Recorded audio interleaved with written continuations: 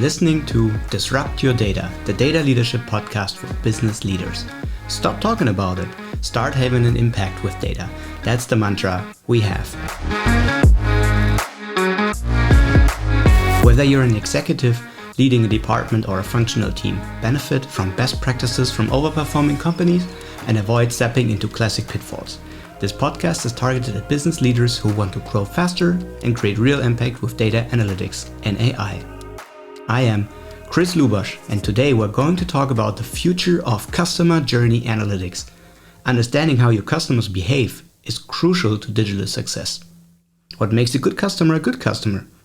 How do you reach them? How do you interact with them? What are they interested in and what not? So many questions, and yet many companies don't have proper answers to them. Customer journey analytics is all about analyzing your traffic, your touch points, your interactions, and then of course deriving insights and action recommendations from it. Actually, it should be called user journey analytics because it's interesting to analyze all your users, right? Not only your customers. Though, of course, understandably, they are especially interesting to look at. My next guest is an absolute expert in this field and brings years of knowledge and practical expertise. Third-party data collection is dead. The organizations of the future that will win are the ones that are better at winning trust, which I think is a good thing. And I'd say the cultural challenges are the biggest, then the organizational, and then like the technical are probably the simplest. The big difference for me in the organizations that are successful and the ones that aren't today, if there was a single thing I'd have to call out, it's just in their focus. Organizations that do this well focus on each use case. They execute them one at a time. They take the time with each one to make sure they've got all the way through to value. Customer journey analytics is important for many disciplines, but some, like digital marketing and product management, fully rely on it. In marketing, in both acquisition and retention, I want to show my users the right message at the right time that is a relevant communication along the touchpoints. On the product side, you're looking into how my users interact with my product or services. Which aspects do they like? What is a waste? But of course, also outside marketing and product in particularly, I'm thinking of a dedicated data team or analytics team or such. Whether that's more on the engineering, analysis or data science side.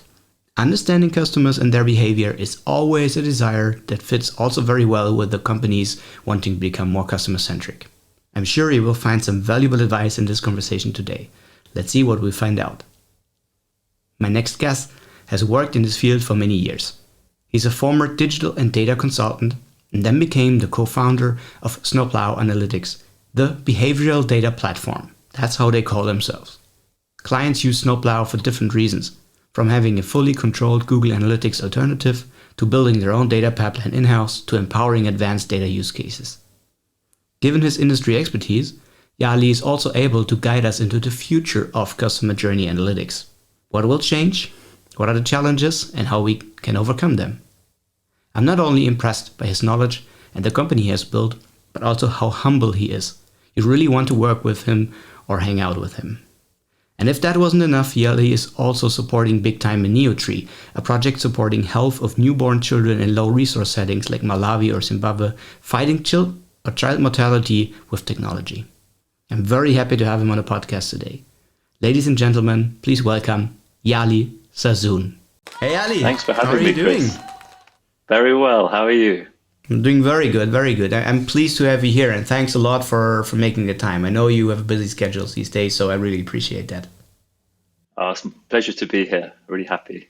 Great. I remember we've been using Snowplow back in the days at a couple of our customer projects on the consulting and tech side, and it really was an interesting journey. I'm super glad that you developed that managed service back in the days because it really drove us nuts when all the pipelines broke at the beginning, and it was really like, oh God.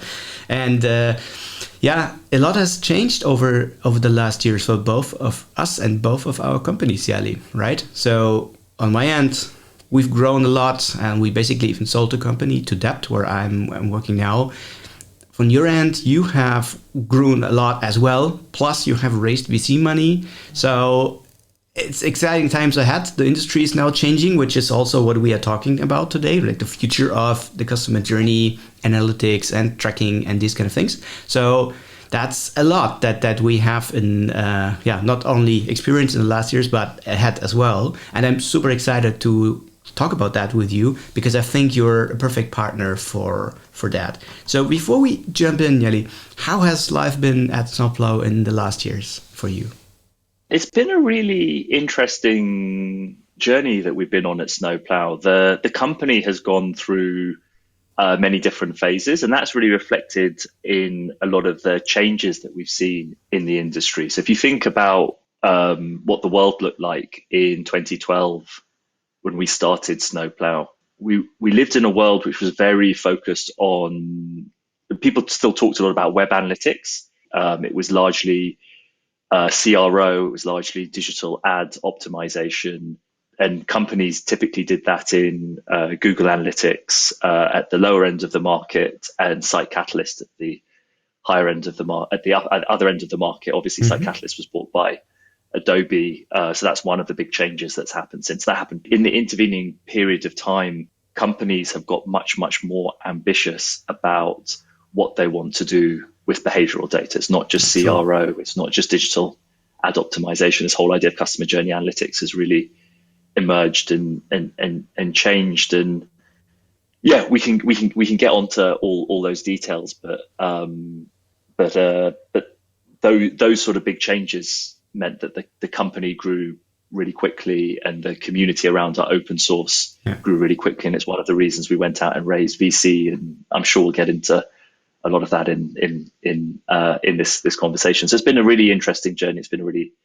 If you could look back to yourself like 10 or maybe 15 years ago at the beginning of the careers and the first jobs or the first encounters, the first milestones of your career, depending on how you want to look at it, what is an advice that you would give to little Yali back in the days if you were standing in front of yourself now?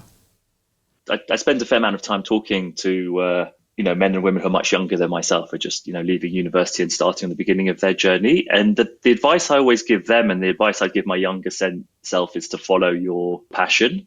My passion was sort of startup and technology and data, but I felt like that was quite inaccessible. And I spent quite a lot of time as a management consultant because that felt like a sensible thing, a much more sensible career choice. But I had most fun and most success as a management consultant when I was doing stuff with data. That's where I really learned about the transformative power of data and what a big impact it could have.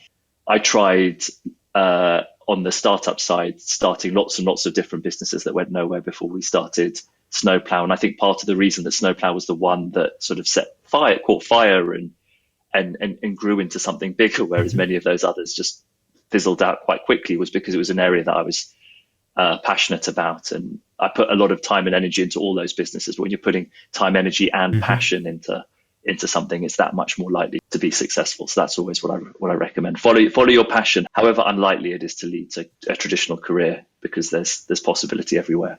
Cool. That's definitely an interesting advice, and one that I assume many people can resonate with. Thanks for this one, and thanks for this one for Lil Yali as well.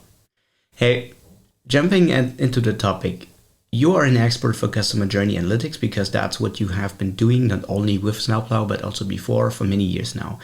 And I think it's quite logic to understand for people why it makes sense to analyze the behavior of their customers. I think we don't need to spend too much time on this one. But I would rather like to know from you, what is important when you do this?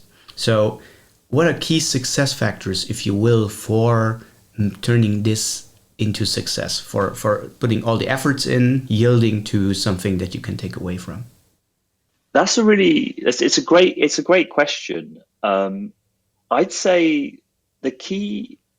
So I think one of the key challenges with customer journey analytics and behavioral data in general is it's just as you said, it's very well recognized that there's huge opportunities to use behavioral data to do really transformative things at organizations. If you think about a modern media company as an example, and media companies are not unique, behavioral data, so data that describes what their customers and their prospects are doing on all their different digital channels, is invaluable when those organizations are thinking about how they acquire subscribers, because you can use that data to really figure out what the right paywall strategy is and how to optimize the customer acquisition journey So it's critical as media organizations think about acquiring users.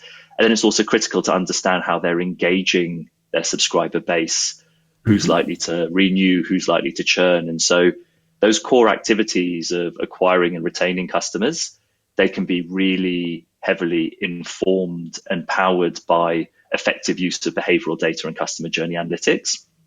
And then if you think about when those organizations are looking to write compelling content, that data is invaluable for understanding, who their audience are and how different types of content do. That data is invaluable for editorial and the journalists and the content creators. That data is invaluable for the commercial team that might be selling those audience to advertisers that want to advertise on those media organizations, to the product. If you're building an app for one of those media companies and you want to start personalizing the user experience based on a person's interest and so on, you want to feed your personalization engine with that behavioral data. So there's so much possibility to use this data both to drive the key commercial functions that make the organization successful, and to really improve the customer experience and the product experience and compete overall. That the biggest challenge I see organizations have is they're almost overwhelmed by the possibility. And we see lots of organizations trying to do all of these things at once, or too many of these things at once. And I think we as technology vendors are often guilty of making these things out to be really easy.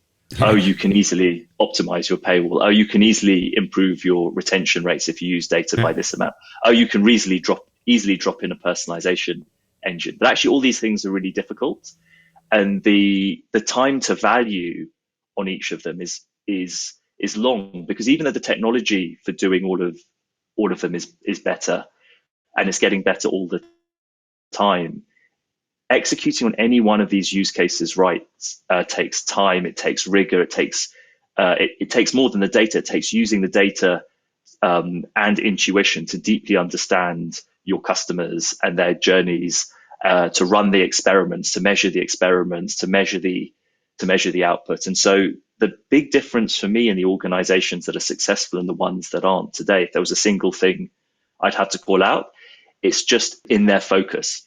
Organizations that do this well focus on each use case. They execute them one at a time. They take the time with each one to make sure they've got all the way through to value before they take their data teams and their data resources that are typically some of the most under pressure in the organization and have them switch their focus to a second use case. It's much better to get something over the line, really get it effective, optimize it, tune it, demonstrate out the value, and then go out and execute on the next thing. And too many organizations fall into the trap of trying to do everything. We're going to do a data transformation project. We're going to get all our data in. We're going to do all these different things. And then a year and a half later, none of them have landed, and everybody is a bit it's super interesting. Third. It's kind of the same experience that we have made on our end as well. It seems like the universal answer to a lot of the companies struggling with their transformation and also with their culture behind. I think it's really, really valuable what you said.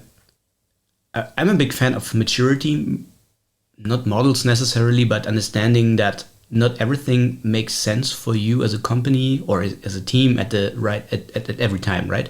So you really want to look for a solution that makes it easy for you to adapt and that fits your maturity. If you're a fresh startup just getting started, there's no reason you want to play like Champions League in digital marketing right away, right? You should get things done first, those with big impact, hopefully, of course, and then take it from there. And I think the use case way is really the one that has proven most successful. So instead of seeing it as a tech project for building something for 10 years, for an example, really, we call it use case stacking, right? Like do one at a time, but make sure that there is some sort of a strategy that connects all this together, because otherwise we also saw that there's a lot of silo island sort of use cases that have their value, but they still did not bring the company too much further, yet having an impact on one specific area. So that was very, very helpful to hear your view on that. And thankfully as well, you covered the next two questions on my end as well, like what's the impact of doing it and what's the challenges. So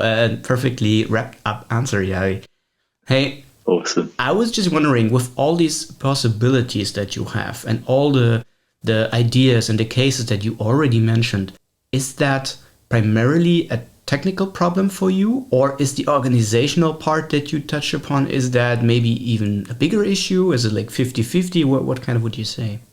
So look, when organizations are executing on use cases with behavioral data, there are cultural challenges, there are process challenges, there are organizational challenges, there are technology challenges. The technology challenges are generally the easiest to solve. I agree. But they're the easiest. They're the ones that as a vendor we're supposed to focus on because they're the ones that we can solve for our customers. But the others are the more interesting and the harder ones. So all data projects have a cultural component. It takes, when you move to data-driven decision making, the decision making feels like it's slower because you've got to wait for the data and you've got to look at the data. It's when you're making decisions on gut, it's got a very bad reputation, but it feels really good. It looks really good. It looks like you're being decisive. It looks like you're moving quickly. And actually, one of the big cultural changes when you move to a more data-driven approach, you have to be willing to go slower to go faster, because you've got to believe that reduction in speed, at least initially, is going to be offset by a higher quality of decision making. And then you can look at speeding up the data-driven decision making. But to your point on maturity, you've got to start slow, get that thing working before you can then optimize it and speed it up. So that's definitely a cultural side. On the organizational side, the big challenge, there's a big set of challenges because lots of teams in an organization will want to take behavioral data and any data and use it to execute different use cases. And often that data will be collected and processed by other teams. So the coordination and the negotiation around that data that's required is absolutely enormous. And one of the reasons why rolling out a new customer journey analytics tool, like a data collection tool like Snowplow or anything else or Adobe or Google Analytics takes a while, is because there's so many stakeholders involved. So there are definitely organizational challenges, and those challenges get bigger and bigger the larger the organization you're at. And that's another reason to take a use case driven approach, to start with the use case, to get just the data to execute on that use case, get the value, and then build out from there. So sorry, I've kind of ducked the question. I'd say the cultural challenges are the biggest, then the organizational, and then like the technical are probably the simplest. Yeah, I totally agree. I think it's super valuable content. So keep it going, keep it going. And also feels like there's a good reason that there are partners and consultancies like us helping companies to achieve what is not a technology problem. So I'm glad invaluable. That even as a technology vendor, you say that, right? That makes me feel a little better for the rest of the day, for sure. No. I mean, I know I'm supposed to say it, but that is invaluable. Like being able to take best practices, you've seen it in an organization that's gone through the journey, and help an organization that's just starting on that journey not make the 10 mistakes that those guys down the road make. I mean, they're still going to make 10 of their own mistakes, but that is invaluable. And as you just mentioned, 10 mistakes, if you think, like looking at the client projects that you have and also in the past of your management consulting career and so on, what would you say are like the top 3 mistakes that companies regularly do when they jump into anything around customer journey analytics? I think mistake number 1 is trying to execute too many use cases at once. So be disciplined, have a roadmap of use cases, but be very careful to prove the value of one use case before moving to the next use case. I'd say the second challenge is around figuring out what the initial use case should be. It's tempting to go for the one that can unlock the most value. But if that one is particularly hard to execute, if it requires a lot of different stakeholders, if not all those stakeholders are on board, it might be tactically better to pick one where the people involved are really enthused. There's already consensus around it, and you can move quickly, show the win, and help bring the rest of the organization along. So there's a bit of like political nous that I think is necessary. So there might be there's often a data science team that's really excited about putting some ML live somewhere, and if there's a product team that's excited about what that ML team are building and want to incorporate that, that's a really good place to start. It might not be where the most value is or the most pressing need is, but it's a great showcase of how you can use behavioral data and customer journey analytics to do something really cool and differentiated and really move the business along.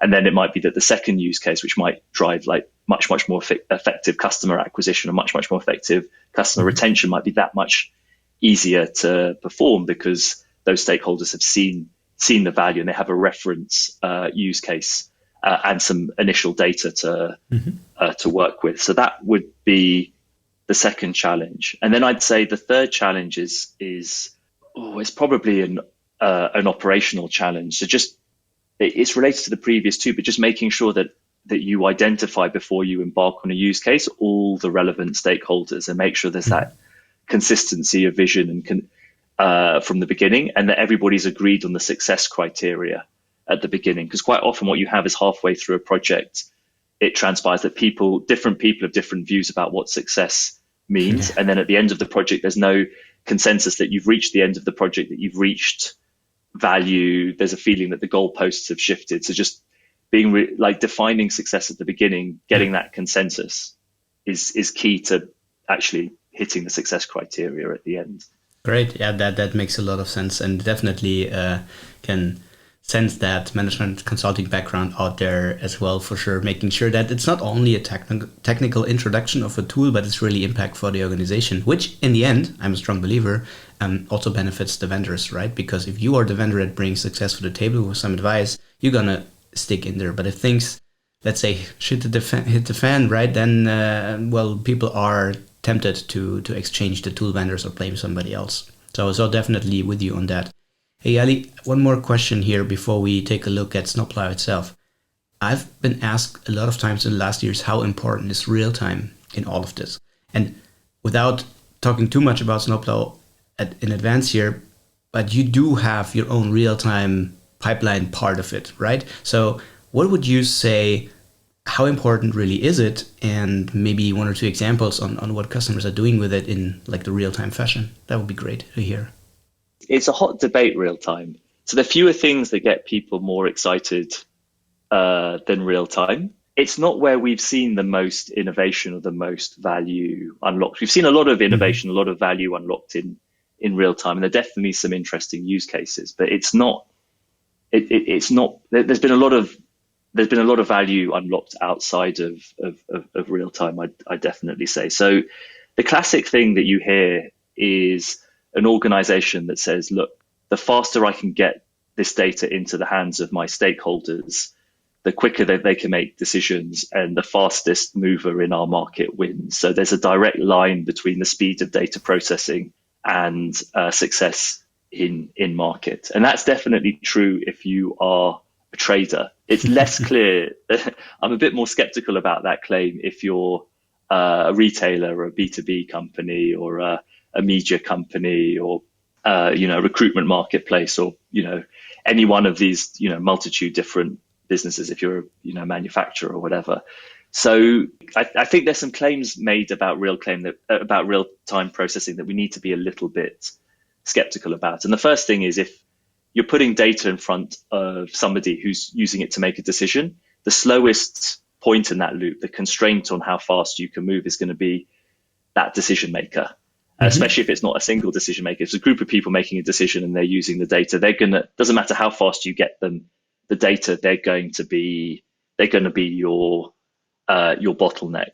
So that's not where we see really the big value of real time. The big value of real time is where you've got an AI effectively that is acting on the data. So you've got some machine that's using the data to make some sort of decision. And at that point, if you've got the machine making the decision in real time, the data coming in real time, you've really got a very quick feedback. Can you give an example for that? So a couple of examples, like fraud detection. Behavioral data is a very valuable input into fraud detection algorithms. If you're a bank and somebody is trying to apply for a credit card, how that person is clicking around can give you a pretty good sense of whether they are a legitimate end user trying to apply for a credit card, or they're a malicious person trying to apply under false pretenses. And we've seen financial services institutions use behavioral data to very quickly spot and block fraudulent activity. So that's quite a niche example, but it's pretty high value.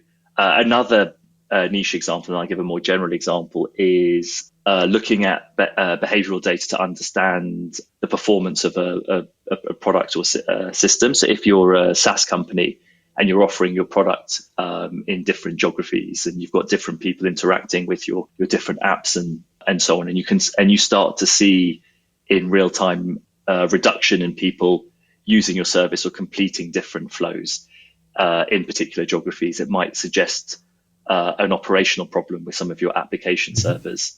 And so we found companies use behavioral data to augment the operational data to spot issues with their tech or their tech delivery that are actually having commercial impacts to their business. But probably the most common examples of real time are using that data to drive real time supply and demand. So if you think about a two-sided marketplace, so we had an open source user that have a marketplace where you can go and you can get a plumber, or you can go and get a French language teacher or whatever. So they were using the behavioral data to understand what services people were coming to the platform to look for, and what providers were on the service waiting for customers to come along. And then based on those real-time signals, they would drive their marketing spend to plug the gaps in demand or the gaps in supply to deliver the people on the marketplace the experience they wanted, and to by driving that liquidity very specifically. So we see quite a lot of marketplaces doing that thing. I guess the fourth example would be personalization. Real-time personalization can be very powerful in particular circumstances, especially if you're a retailer and you've got a very large number of SKUs, you're a media company, there's an enormous amount of content. If you can take a special user on a mobile and boil that content down to a manageable set that is likely to be interesting to that user at that point in time, it's really powerful. One interesting use case that we have figured out, which is also very much in line with when you said when AI hits the game as well, is predicting conversion intent of users, which basically means you can stop wasting money, especially for channels like retargeting or generally further touch points on people who are very unlikely to ever purchase anyway or ever convert anyway, while you can increase the bits on those who are likely. So, and that saved a lot of our customers quite some considerable amount of money just by not putting the bucks on those people who are, again, probably never becoming a good customer. So there's a lot of interesting use cases.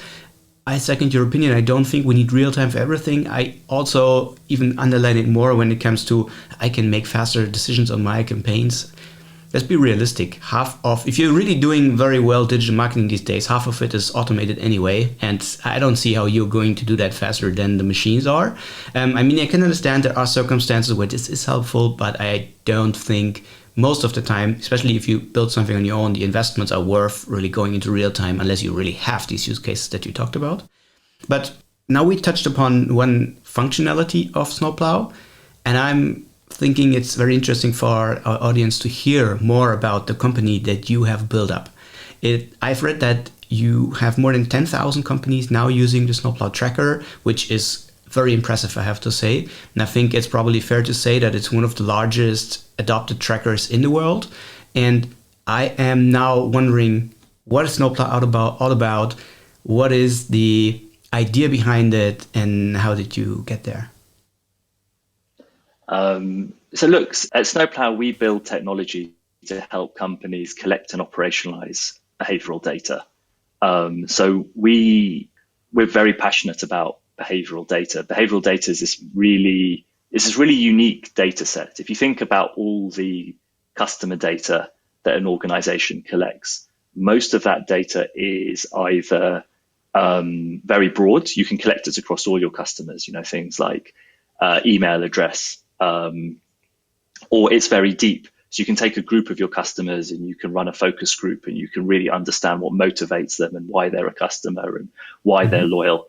And that'll be deep and but narrow. You can only do it for a few people, or you can, survey your customers or collect some surface level data from them, and that will be shallow but broad. But with behavioral data, you can collect data that is broad and deep. So you can really collect granular data from any digital channel that you're engaging with these people that describes exactly how they're engaging with your product and service. And so that data is incredibly valuable. Collecting and operationalizing that data, though, is hard.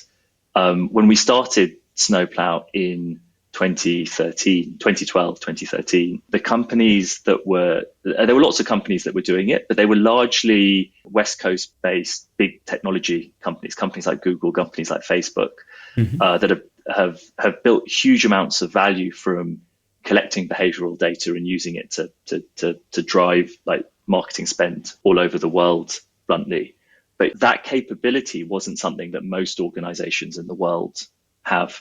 Most organizations in the world were using Google Analytics or Site Catalyst, as I said at the beginning. And those were tools built to help them do conversion rate optimization and optimize their digital ad spend. They weren't tools to help them like deeply understand their customers and use that understanding to dramatically improve the customer experience, to improve the product experience, the service delivery experience, to really optimize the way customers are acquired beyond, optimizing your AdWords spend or whatever, and not built to optimize the way you retain and grow the value of those users over time. And so we wanted to make it possible for any organization that wanted to collect their own behavioral data and go on that journey of executing these different use cases, and with each use case better understanding their customers, and then using that to create value for their customers and value for them, and build out like that. We wanted to democratize that capability,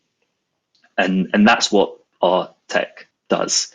So it's companies use our tech to collect behavioral data across all those different digital touch points, and the primary place we help our customers and our users deliver that data is into their data warehouse, their data lake, and their event streams. But we're also sort of looking at how we can help them pipe that data into the different places that they can use to activate it. And if companies are not using Snowplow for that, what is the competition for it? Because you're touching a lot of different parts of the market, I would say, right? A lot of companies introduce, let's say, Google Analytics for the simplicity of seeing what's going on the website. Most of them do not even make use of the advanced connection that it has to the Google ecosystem for advanced marketing moves or tactics, so to say. Many of them are not feeding the data into their own data warehouse yet, maybe, or just super aggregated data, so not really behavioral data. On the other side, you probably have more specialized tools for I don't know, data collection itself, or for on the data warehousing side. So what exactly is the competition, or is it the good thing that the competition question is hard to describe because it's relatively unique what you do? It's not a straightforward question to answer. We've got different sorts of competitors, but we see ourselves as complementary technology to things like Google Analytics and Adobe. Like most of our customers are running Snowplow alongside those sorts of tools. So to understand why, I think historically organizations have bought point solutions to help them execute these different use cases. So you want to do conversion rate optimization and optimize for marketing spend, you buy a web analytics tool. You want your product team to use data about how people are engaging in your app to better understand and support them on that journey. They go out and buy a product analytics tool like Mixpanel or Amplitude. You've got a team that want to implement a personalization engine. They'll go out to a personalization vendor. You even have vendors that specialize just in the attribution piece. So maybe a vendor that specializes in fraud detection. So you've got all these different vendors that help deliver the end-to-end technology to deliver each of these different use cases. And all of them will, as part of their offering, do some behavioral data collection, because all of these use cases need behavioral data to power those use cases. The The challenge is that actually collecting a really great behavioral data set to power all those use cases isn't straightforward.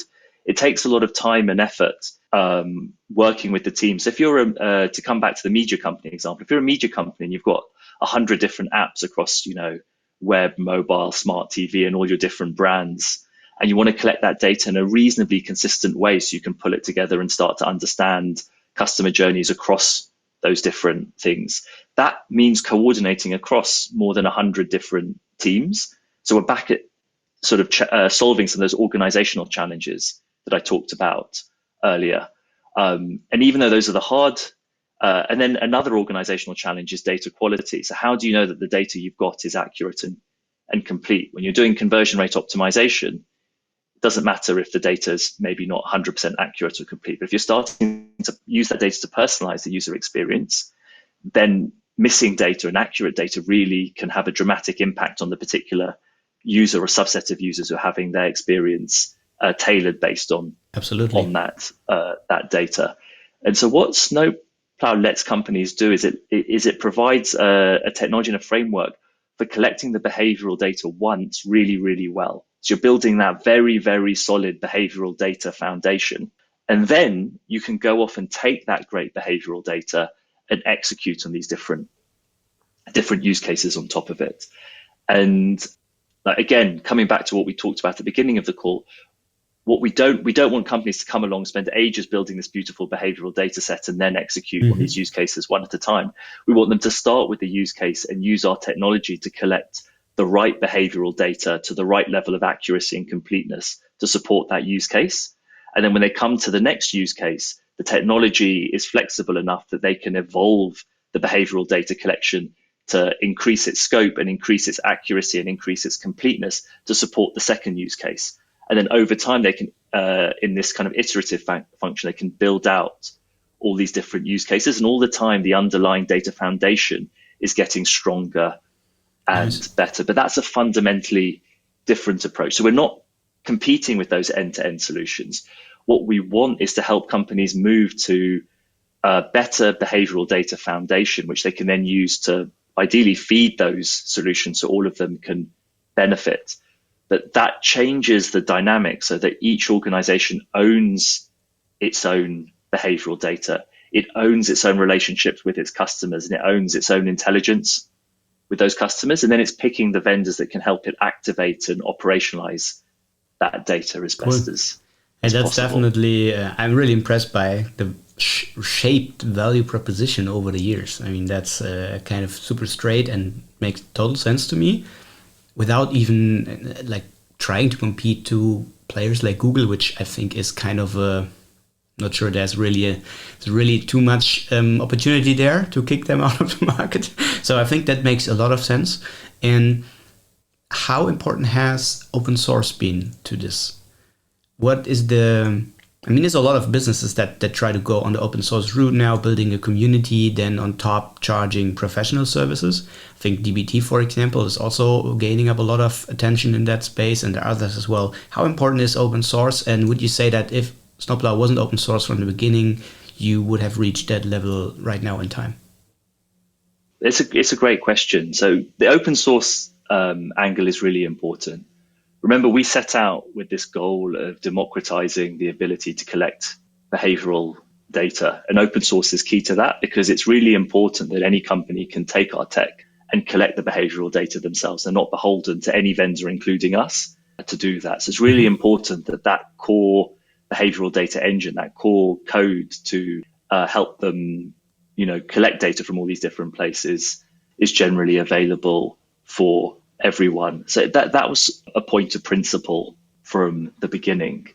And certainly we wouldn't have the third largest web tracker in the world after Google and Facebook if it weren't for the fact that that tracker is open source and freely available, and people can take it and do what they want with it. So we wouldn't be like the business that we were with the community and the customer base that we are today without that open source aspect. It meant that kind of out the gate in 2012 and 2013, we had a global community of people who picked up our tech and started using it. And if I remember this correctly, like you were implementing it for organizations in Germany for quite a few months before we got wind of it and got to sit down and talk to you and find out how you were using the tech. And that's one of the beautiful things about open source. Like many of our first users were in Australia, and if we weren't open source, we'd never have got to work with them and see where they got to. So that's all really important. One of the places that we've got to is we want our open source to solve all the technical challenges associated with collecting and operationalizing the data.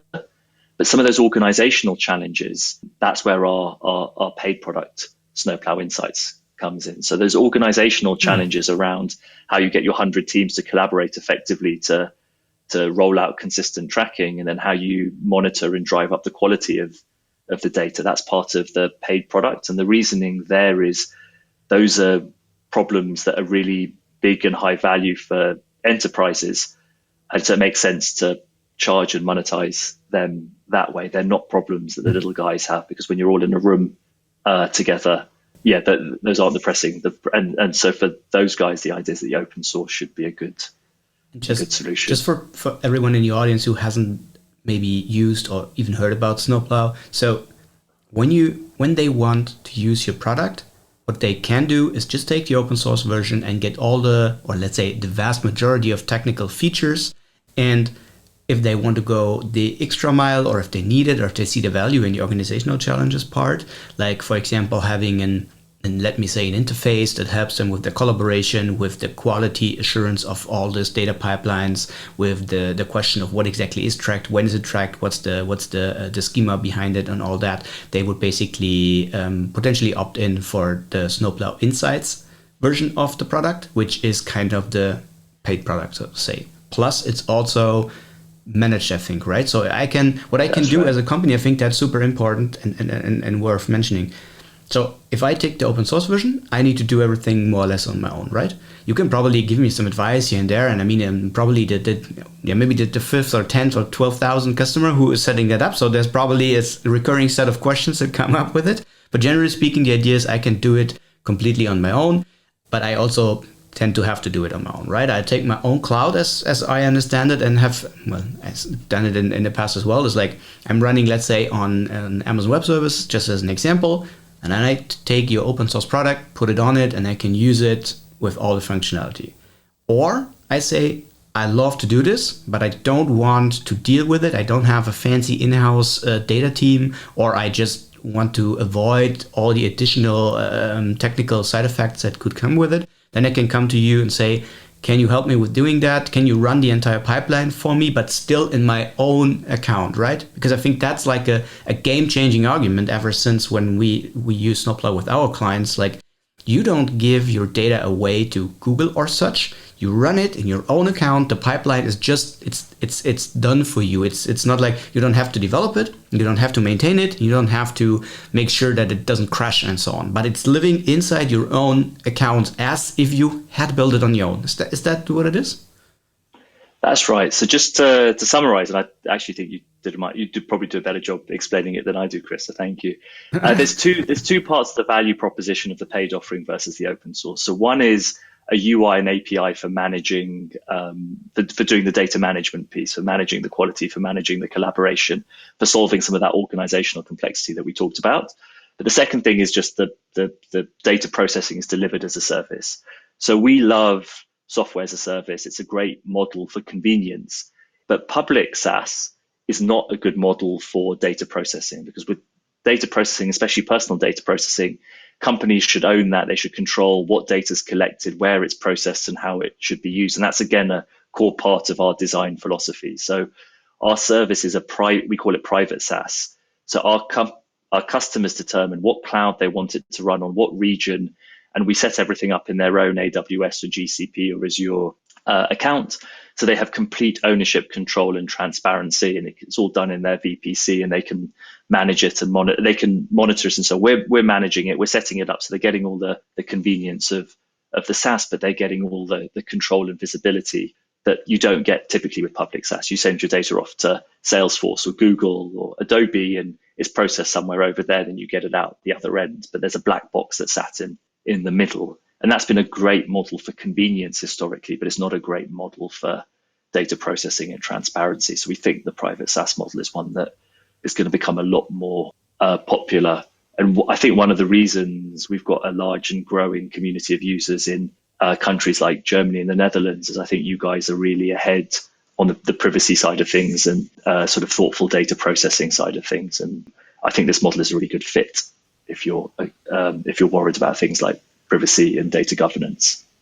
Yeah, a very good description, and makes all the sense in the world to me. And I really believe that we will see much more companies going in that direction in the future, because it seems like a nice sweet spot.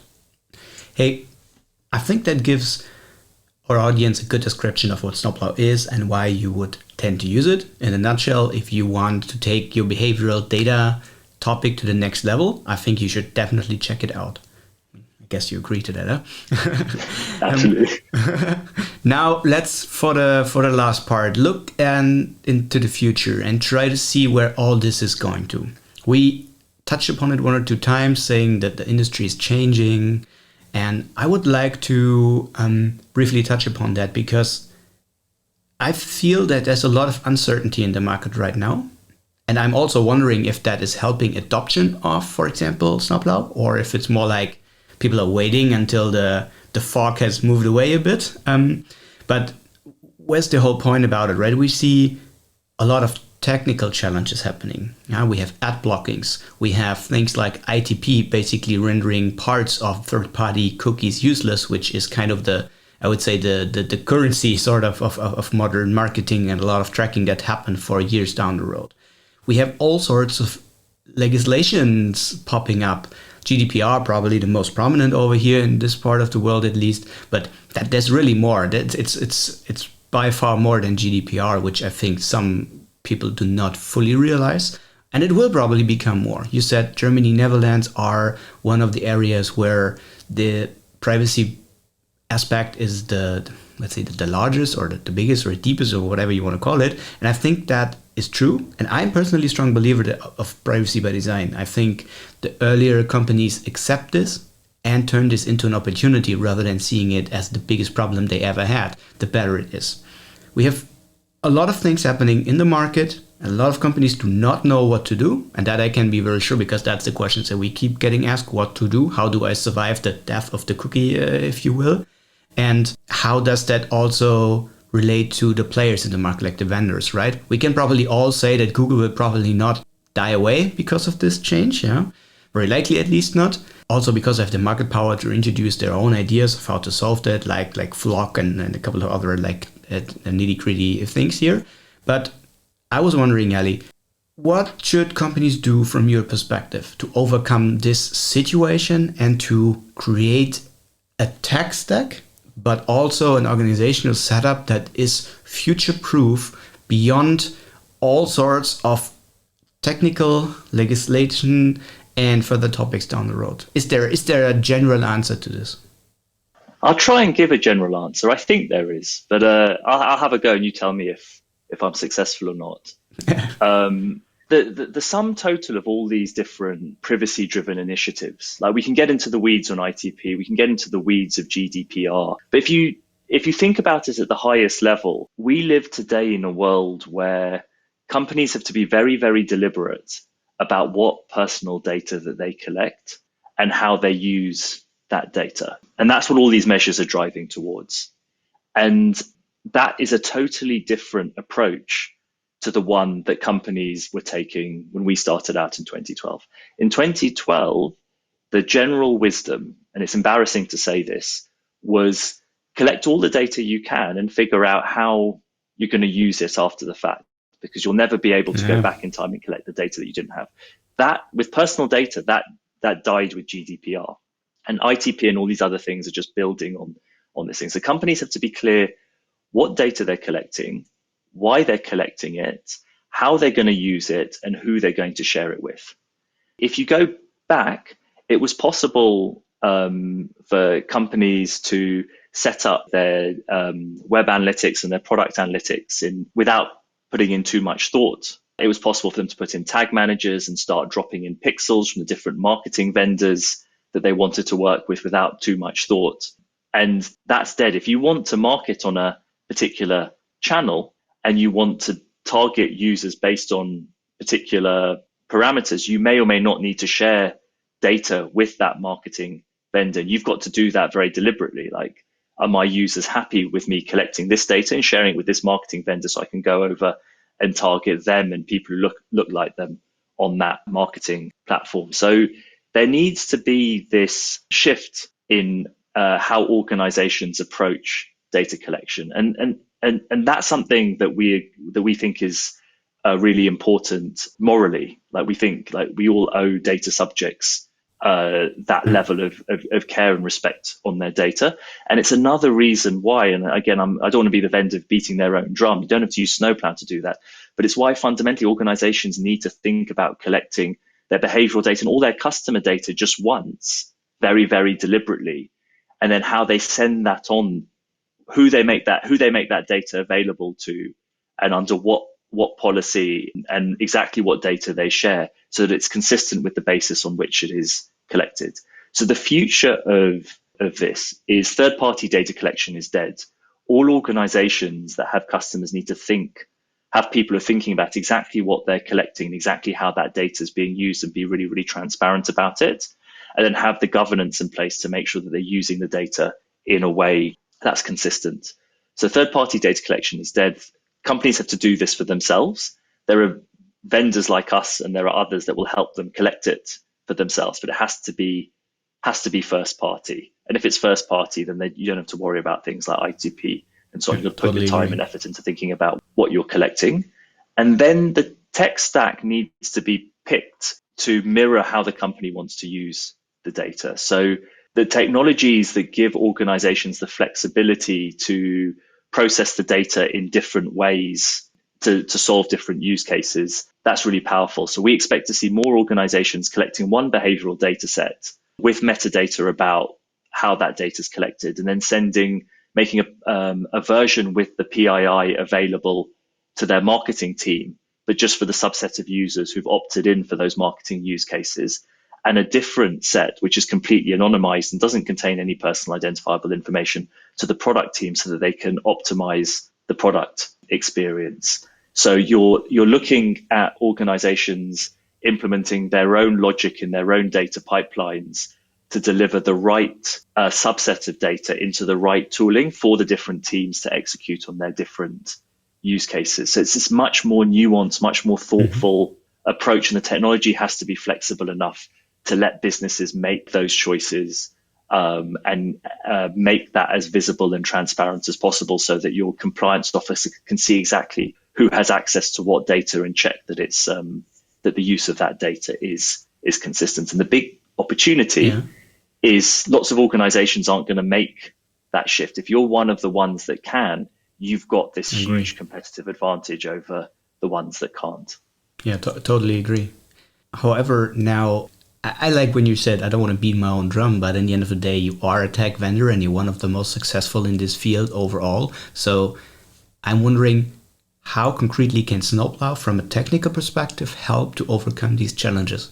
Because I think that a lot of people are confused by all the different technological aspects of it. I mean, I would say even before it came to all these additional regulations and so on, and now it's getting more complicated.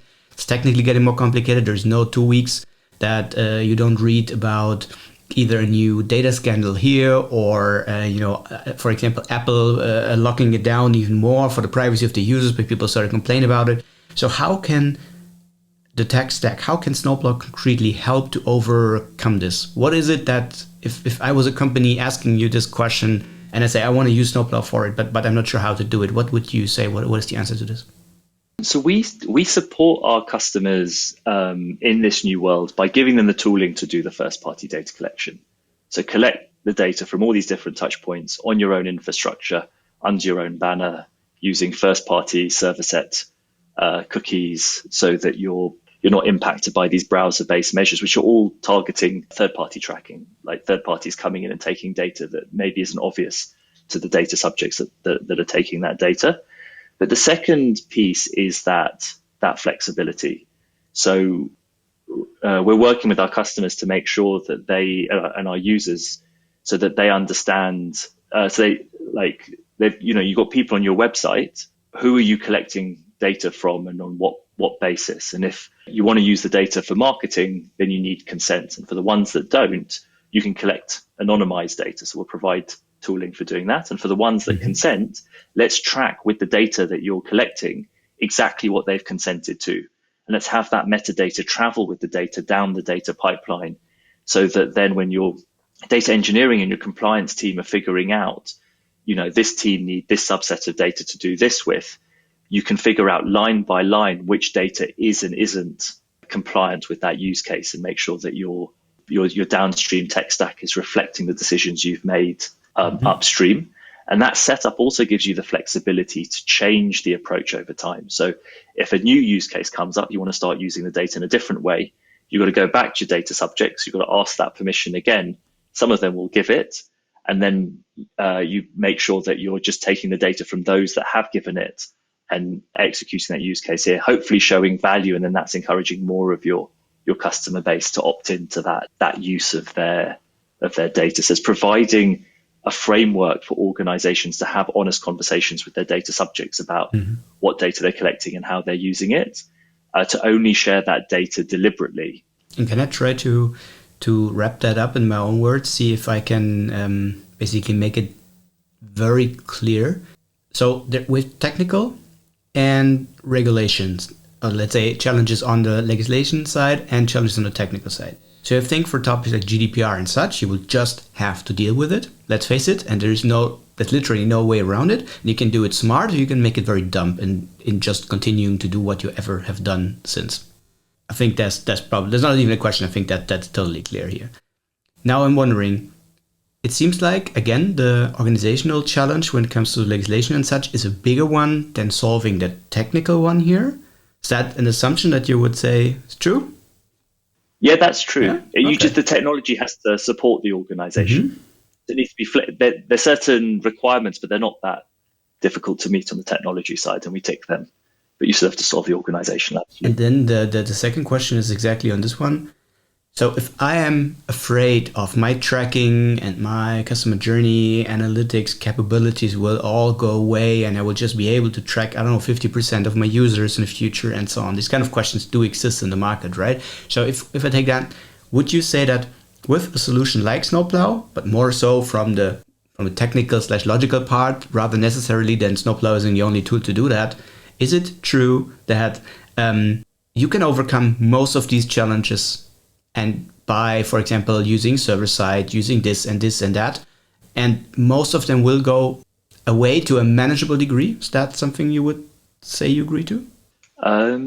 So look, a load of the technical challenges disappear in a world of first-party tracking.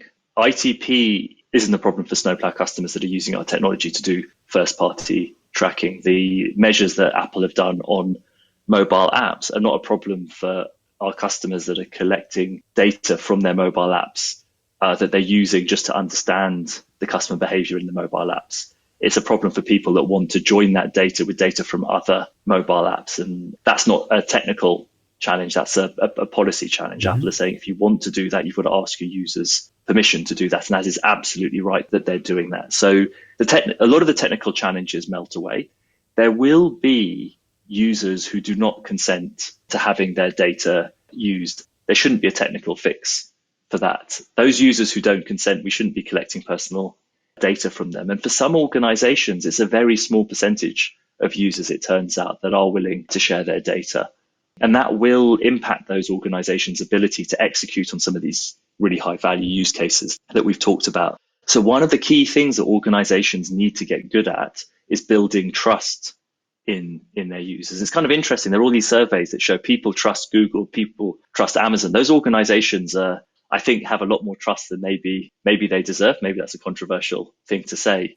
I think the little guys, the rest of the world, if they are good at this, if they are good at engaging with their customers and explaining what data they're collecting and how they're using it, they should be able to drive much higher levels of trust and do a lot more. But if they don't, I think that they are in trouble regardless of the technology side. And I think the organizations of the future that will win are the ones that are better at winning trust, which I think is a good thing. Yeah, that's a good summary. That's a good statement for sure. I think I totally agree here. And I hope that this episode will also help a few more companies to understand that this is very likely the most fruitful route.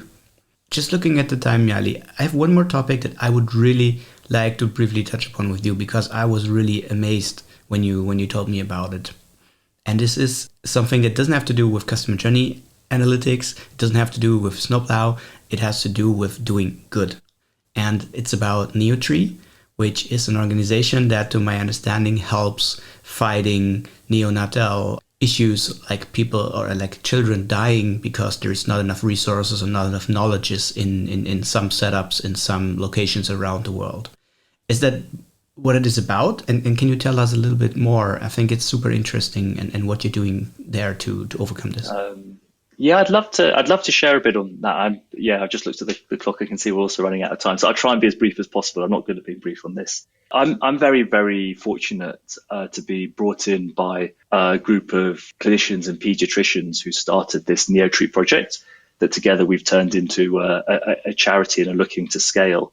And the problem that these sort of amazing pediatricians identified was that there are a very large number of infants, so newborns in their first kind of month of life, who really sadly pass away because of conditions that are easily treatable.